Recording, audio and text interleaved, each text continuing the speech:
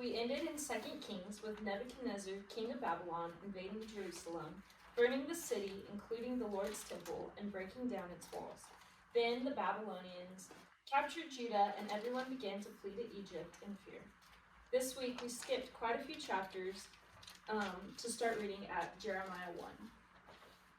So, in Jeremiah 1, the Lord tells Jeremiah, "Before I formed you in the womb, I knew you. Before you were born, I set you apart." What does this tell us about God? And how do these verses make y'all feel? I mean, it just shows like that he has everything planned from the beginning, and like he knows people before they're born because he creates them, and like he knew Jeremiah's heart and purpose for like set him apart from everyone. God created Jeremiah and created everything, or God knew everything Jeremiah was going to do even before he was born, and him just saying he knew everything before he created us. Yeah. I feel like we would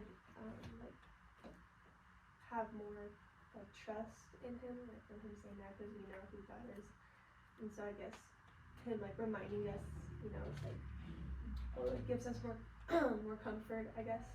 Which I was gonna say, the verses are comforting. What's Jeremiah's calling from the Lord, and why is this significant? He was called to be a prophet to proclaim that Jerusalem was going to be destroyed.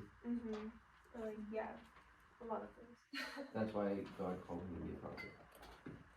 He says, God says to Jeremiah, "See, today I appoint you over nations and kingdoms to uproot and tear down, to destroy and overthrow, to build and to plant." So he was called to be a prophet, to tell everyone, hey, Jerusalem is going to fall, but I'm here to bring you out of it, right? Everyone turn to Jeremiah 7, verse 9 through 11. It says, "Will you steal and murder, commit adultery and perjury, burn incense to Baal, and follow other gods you have not known, and then come and stand before me in this house which bears my name, and say, we are safe to do all these detestable things? Has this house which bears my name become a den of robbers to you? But I have been watching, declares the Lord." So, why is this such a powerful passage? I like how he asks them, will you do this, even though he knows their decisions. It's kind of like when this is written, it's like, how did I word it? It was like,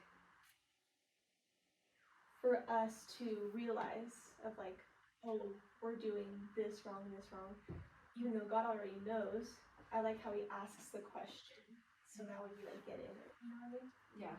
I think it's powerful because God's not, I mean, he's there obviously, but in a physical presence he's not there and stuff, so that people think what they're doing is kind of under the radar. They're doing what they want, they're worshiping who they want, whatever, but God clearly says you're doing all this, and this, I know you are, and he's pretty much just accusing them of all the things that he knows they're doing, even though he's not in a physical presence there. He's proving he's still there and he still knows what's going on.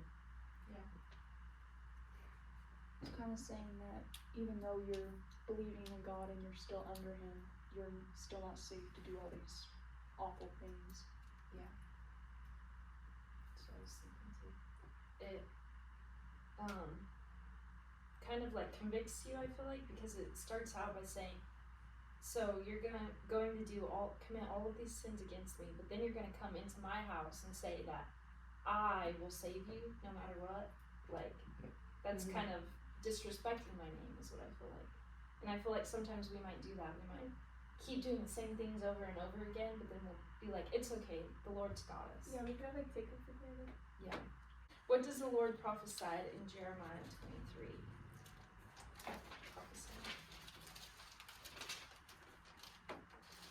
Talk about the righteous branch in the chapter. Oh. You said 23, right?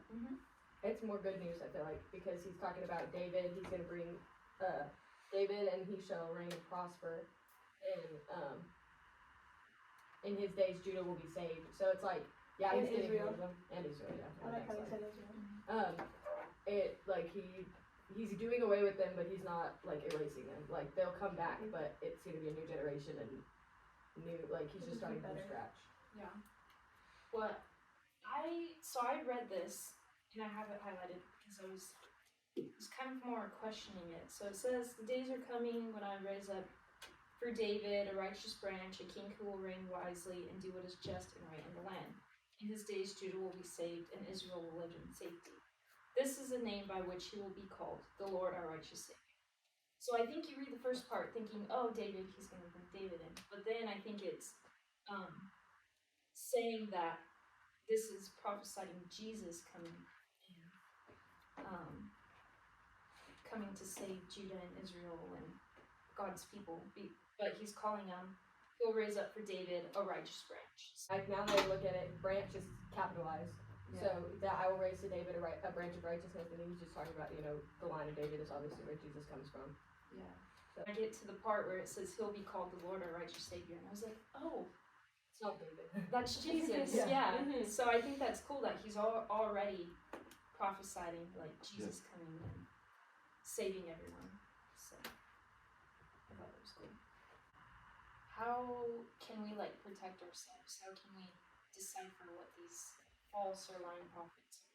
And how can we say, no, that's not true, I'm doing this? Finish that question. Charlie. How to identify? You saying how to identify this? Mhm. You compare what they're saying to the Bible, because a lot of the times what they're saying, they don't. If they use the Bible, they take it out of context. So you can use. Most of the time, it's pretty easy to find what you're looking for in the Bible, Yeah. especially the ones that have Bibles that have the appendix. Yeah. So always back up what people are saying with the word. Like, And sometimes you can hear it, and if you were raised in the church, you can hear when something just doesn't sound right. yeah. But for new Christians, it's best to use the Bible as your base to start there. I think that's what will help you, like, oh, no. It directly goes against that in the word.